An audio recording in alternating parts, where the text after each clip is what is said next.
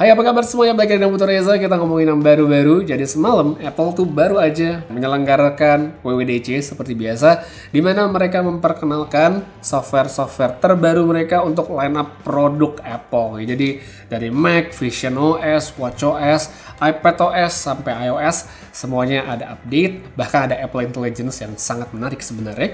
Cuma saya untuk sekarang tidak akan ngebahas itu dulu, tapi langsung aja saya pengen ngasih tunjuk apa aja yang udah bisa kita cobain di iOS 18 terbaru. Nah, jadi sekarang saya sudah mengorbankan iPhone 15 Pro saya untuk diinstal iOS 18 Developer Beta. Sedikit disclaimer buat mereka yang mungkin sudah pernah install beta profile dan ada tulisannya untuk update ke beta profile, jangan dulu gitu ya, apalagi untuk handphone utama. Kalian tidak ada handphone backup, jangan dicoba karena sangat beresiko. Di sini pun saya sudah merasakan bahwa handphone saya jadi lebih gampang anget dan ada aplikasi yang tidak bisa dibuka, khususnya seperti aplikasi banking yang mana itu sebenarnya penting banget. Tapi ya karena ada handphone backup lainnya, jadi buat saya tidak masalah, tapi buat kalian baiknya jangan dicoba. Ya, kita akan coba lihat fitur-fitur customize baru apa yang ada di iOS terbaru dan apalagi yang bisa kita cobain di versi yang akan datang. So, langsung aja kita mulai dari fitur yang pertama. Kita buka ke home screen aja. Yang sekarang ini untuk customize dari lock screen dulu ya, standar. Kita bisa langsung lihat di sini ada yang baru yaitu stylenya iOS 18. Ya, ini wallpaper yang baru mereka. Ada pink, ada yellow, ada azure, ada purple. Bisa lihat segini. Terus masih ada depth effect-nya juga. Ya, tapi dia nggak bisa pakai widget ya kalau mau pakai depth effect. Jadi coba saya bikin baru aja. Satu lagi. Ini iOS 18. Masih ada yang lain-lainnya juga. Nah, iOS 18 ya di bawah. Pilihan-pilihannya. Ada depth effect-nya seperti ini. Kalau misalnya ada depth, ya tuh kayak gitu. Oke, itu untuk yang dari lock screen-nya. Nah, yang lebih menarik sebenarnya dari iOS yang terbaru itu adalah di bagian ini nih, home screen-nya. Ya, ini jadi home screen-nya sekarang itu bisa di-customize. Caranya, kalau kita di tap and hold sebelah sini, kita pencet edit, ada bagian customize. Kita pencet customize, nah ini bakal muncul di bawah seperti yang sekarang bisa dilihat. Untuk small sama large ini adalah untuk mengubah ukuran dari iconnya. Jadi ini small standar, kita bisa ganti large, tulisannya akan hilang ya, jadi icon-icon doang. Saya begini, habis itu yang bawah ini adalah untuk warnanya. Jadi untuk automatic ini akan menyesuaikan dengan kita pakai light mode atau dark mode. Untuk dark ini iconnya akan mengikuti dalam mode dark mode ya. Sekalipun kita mungkin timesnya pakai light mode, tapi kalau kita iconnya ikut yang dark mode dia akan dark seperti yang bisa lihat sekarang. Ya, aplikasi bawaan Apple itu semua akan berubah menjadi warna hitam dari kalender, notes, photos ya. Ini automatic seperti ini, yang standarnya light mode. Ya, kalau kita pindah ke dark mode dia jadi seperti ini. Kalau misalnya kita balikin ke home screen beneran, yang paling bawah juga berbeda ya. Ini yang dark mode ya, seperti ini, warna hitam. Sedangkan kalau kita ganti ke light mode ya dia akan balik ke warna yang standar seperti yang bisa dilihat sekarang. Habis itu kita balik lagi ke bagian customize-nya sekarang. Nah, ini yang paling pojok sebenarnya adalah highlight-nya yaitu tint ya. Jadi tint ini akan memudahkan, bukan memudahkan sih ya. Sebenarnya kalau saya bilang lebih meng-androidkan diri dari si iOS karena kita bisa meng-customize warnanya ya. Ya, jadi kita akan dikasih slider warna seperti yang bisa dilihat sekarang. So, buat yang pengen menyesuaikan dengan themes bisa banget nih, yang lagi warna agak kebiruan, kita bisa geser ya. Kita pengen ganti warna seperti apa, dia akan ngikut.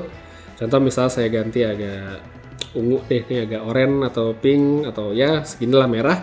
Nah, terus merahnya juga bisa kita atur nih. Mau yang jadi less saturated bahkan jadi hitam putih, atau mau dibikin gonjreng sekalian. Nih gonjreng banget nih merahnya. Nah, kalau misalnya kita balik ke home screen, semuanya ikutan merah. Kalau misalnya kalian pingin ada themes yang warna merah, ya ini sebenarnya cocok-cocok aja gitu ya warnanya kayak gini. Cuman ya tetap balik lagi ke preferensi masing-masing. So, untuk sementara saya kembalikan dulu ke dark mode saja. Dan hasilnya seperti ini. Itu untuk customize yang pertama dari warna-warna di icon aplikasi. Nah, yang menarik juga ya, yang sebenarnya sudah bisa dari dulu tapi akhirnya baru sekarang adalah kita bisa menempatkan icon aplikasi sesuai kemauan kita. Jadi kalau dulu ya kan iPhone yang dulu tuh kalau misalnya kita taruh di bawah gitu, dia akan balik ke atas kan, gitu kan. Jadi pokoknya dia akan ngisi yang atas dulu, baru yang bawah. Nah sekarang kita mau naruh dia di mana? Ini kayak di sini misalnya ada. Nah ini kita taruh sini bisa, terus ini bisa. Jadi bener-bener kalau misalnya kalian punya wallpaper gitu yang mungkin ya takut kalangan gambarnya atau apa, ya ini sekarang bisa dikondisikan ya icon aplikasi ya. Sekali lagi Android sekali, tapi nggak apa-apa. Perubahan yang bagus tentu jangan ditolak gitu ya, enak-enak aja gitu buat kita sebagai user. Itu.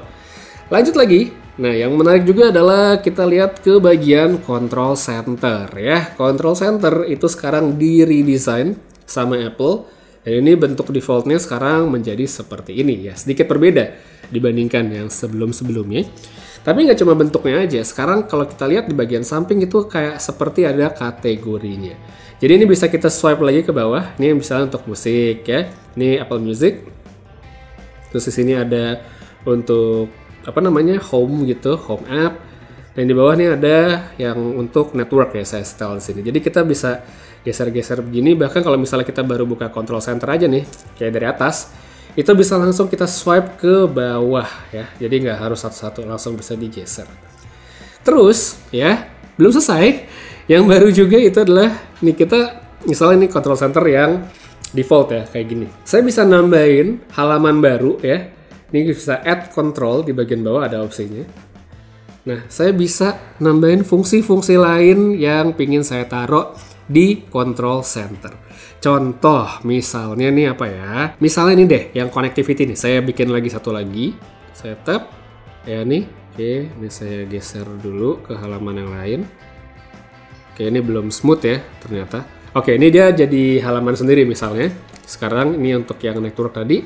Nah ini kalau kita lihat di bagian kotak pojoknya, ini tuh ada kayak bukan tombol sih, area yang bisa di expand. Jadi control center itu bisa kita lebarin. Ya, mana lagi tadi dia hilang malahan. Ini jadi kayak musik nih, musik bisa kita kecilin, bisa kita gedein ya, bisa dikecilin banget. Jadi bener-bener kayak dibikin adaptif gitu sesuai kemauan kita pengennya kayak gimana. Menarik sih ya, jadi bisa kita personalize si control center itu.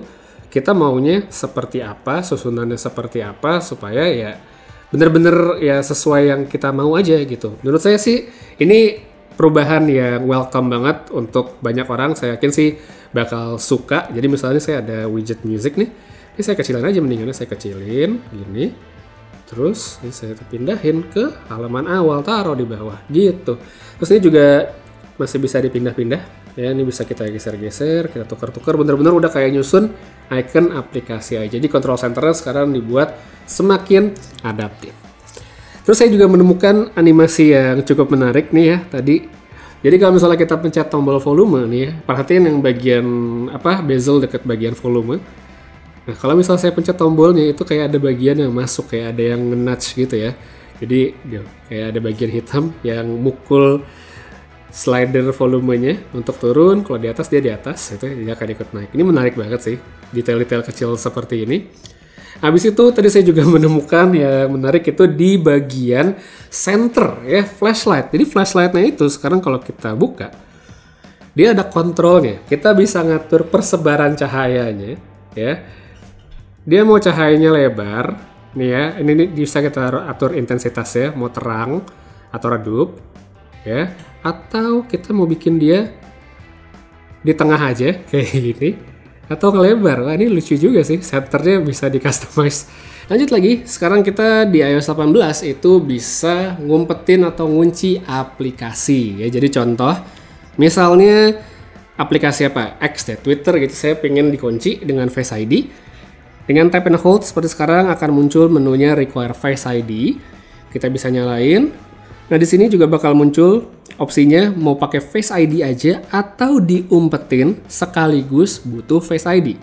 Jadi kalau misalnya cukup butuh Face ID aja, dia kita tinggal scan muka dan dia akan ke-lock. Jadi kalau begitu kita buka aplikasinya, dia akan seperti ini. Jadi butuh Face ID untuk membuka aplikasinya. Habis itu, kalau yang satu lagi tadi opsi yang buat diumpetin, habis itu pakai Face ID. Contoh, Misalnya aplikasi Instagram sekarang ya. Instagram saya aktifin require Face ID, terus kita hide dan require Face ID sekarang. Kita scan muka, ya ini kita umpetin dulu Instagramnya. Hide app, aplikasinya akan hilang dari home screen seperti sekarang. Dan dia akan tersimpan di app library tapi di bagian paling bawah. Jadi ada folder hidden di sini. Ya, kalau kita pencet dia butuh Face ID di mana untuk ngebuka. Kalau nggak bisa. Jadi kalau misalnya saya buka lagi Face ID sekarang, dia akan muncul aplikasi yang saya umpetin. Jadi di sini ada Instagram. Kalau buat matiin ya tinggal dipilih lagi. Kan dulu. Nah, udah di unhide, dia akan keluar lagi dari persembunyiannya tadi, dari umpetinnya, dan bisa kita kembalikan ke home screen seperti sebelumnya. Begitu. Ya, jadi kalau kalian ada aplikasi-aplikasi yang pengen diumpetin, bisa ya sekarang.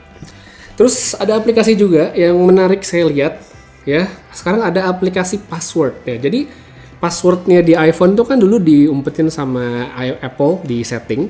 Ya, sekarang ada aplikasinya sendiri. Dan ini aplikasinya cukup luar biasa sih, karena dia nggak cuma nyimpen password dari aplikasi aja ya kalau kita buka nih.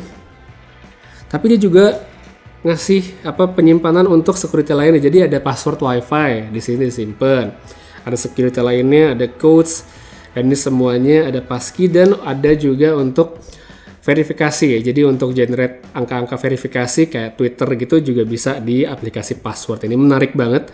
Cuman ya itu dia, karena ini isinya password gak bisa saya share lebih lanjut, tapi ini akan sangat berguna banget nanti buat kedepannya. Satu lagi, sekarang kita masuk ke bagian setting aja. Di bagian settingnya juga ada beberapa perubahan yang saya lihat, di mana Apple menyederhanakan tampilannya. Jadi kalau kita swipe ke bawah, udah nggak ada tuh deretan aplikasi ya. Jadi kan kalau biasanya kita paling bawah tuh ada aplikasi-aplikasi settingan-settingannya, itu udah nggak ada sekarang. Dan semua itu dimasukin ke bagian apps ya. Jadi bagian apps, nah ini baru kita bisa akses untuk aplikasi-aplikasi yang terinstall untuk kita ganti-ganti settingannya gitu ya. Itu untuk di bagian setting. Apalagi ya, masih banyak lagi sebenarnya. Oh ya, kita masuk ke bagian fotos. Fotos ini atau gallery juga di-redesign sama Apple. Jadi kalau kita lihat di sini, tampilannya sekarang menjadi seperti ini. Jadi untuk camera roll atau foto-foto yang kita punya itu ada di bagian atas. Di bagian bawah itu ada album-album ya, seperti yang bisa dilihat sekarang. Ya, banyak juga suggestion untuk wallpaper kayak gini. Cukup banyak fitur baru di iOS 18, cuman kalau misalnya dibilang ini fitur yang benar-benar baru, sebenarnya enggak. Nah, ini untuk tampilan dari galerinya juga diredesign sama Apple ya. Jadi seperti ini, ada strip-strip gambar di bawah, ada editing di bawah nih, ada untuk lookup-nya seperti sekarang. Terus ada untuk love, ya ada like, ya ada functionnya segala macem, adjust dan lalala. Terus ini ada untuk edit. Nah, edit ini kalau misalnya kita lihat di Apple presentasi, tadinya juga ada fitur eraser ya. Jadi untuk object eraser, cuman sekarang kayak belum ada. Nanti bakal menunggu di update berikutnya. Jadi harus ditunggu aja nanti mungkin di akhir tahun. Habis itu ada yang menarik juga ya, dari segi kalkulator. Jadi emang selain di iPadOS kan baru dapat kalkulator. Nah, di iOS ini juga kalkulatornya nambah fungsi. Mungkin di sini tidak kelihatan ada yang signifikan ya, tampilannya masih seperti ini, tapi di pojok sekarang ada tab history. Ya, ada di pojok sini, ada tombolnya. Tetapi yang menarik kalau kita pencet yang di bawah nih yang logo kalkulator. Ya, jadi ada basic, ada scientific ya, yang fungsi-fungsi begini. Habis itu ada Math Notes juga. Ya, kita sebenarnya di sini kita tidak bisa pakai Apple Pencil ya seperti iPadOS, tapi kalau misalnya kita mau pun bisa sebenarnya kayaknya, tapi saya belum explore lagi untuk Math Notes-nya. Tapi yang menarik perhatian saya sebenarnya adalah fungsi kalkulator untuk konversi mata uang. Ini agak luar biasa ya. Jadi kalau misalnya kita lihat di bawahnya ada convert. Ya, kita pencet convert-nya. Nah, ini langsung ada IDR sama USD ya. Jadi bisa kita ganti nih. Jadi konversinya nggak cuma mata uang ya, tapi ada area ya, square mile segala macam, ada angle ya, degree segala macam, radian, terus ada data, bit, byte, gigabyte, kilobyte nih bisa langsung dikonversi di kalkulator. Ada energi, kalori ya, joule, ada force, fuel. Ini gila sih kalkulatornya, parah banget ya.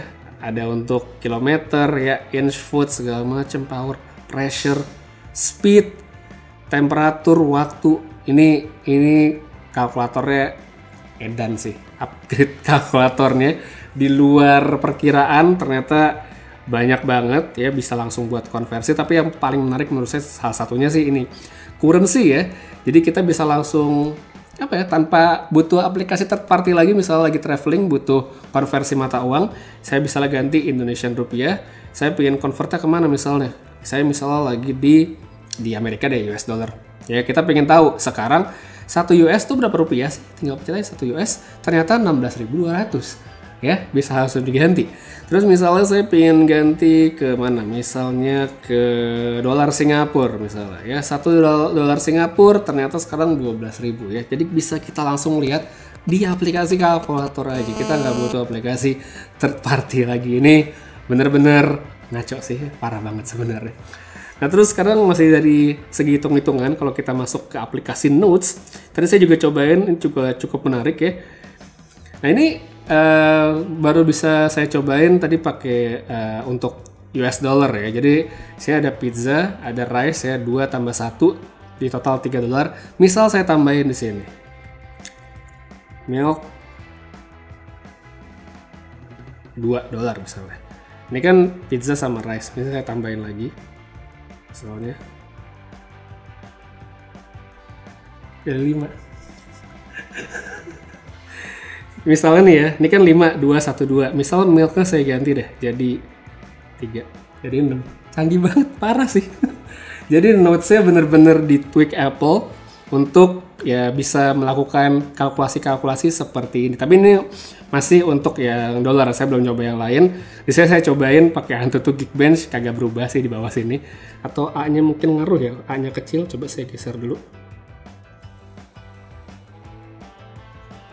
Oh enggak, jadi ini angka ini belum bisa, tapi kalau ini yang mata uang bisa ya. Jadi aplikasi ini dari kalkulator dan notes dengan tambahan fitur hitung-hitungannya menarik banget sih kalau menurut saya. Jadi ya itu dia sedikit omong-omong singkat dari iOS 18 yang terbaru. Gimana menurut kalian, apakah fiturnya keren ataukah memang semakin Android? Silahkan tulis pendapat kalian di kolom komentar di bawah. Untuk sekarang kayak segitu aja dulu. Makasih banyak teman-teman, saya Habis Putri, saya pamit. Sampai ketemu lagi di video berikutnya, dan seperti biasa, have a nice day.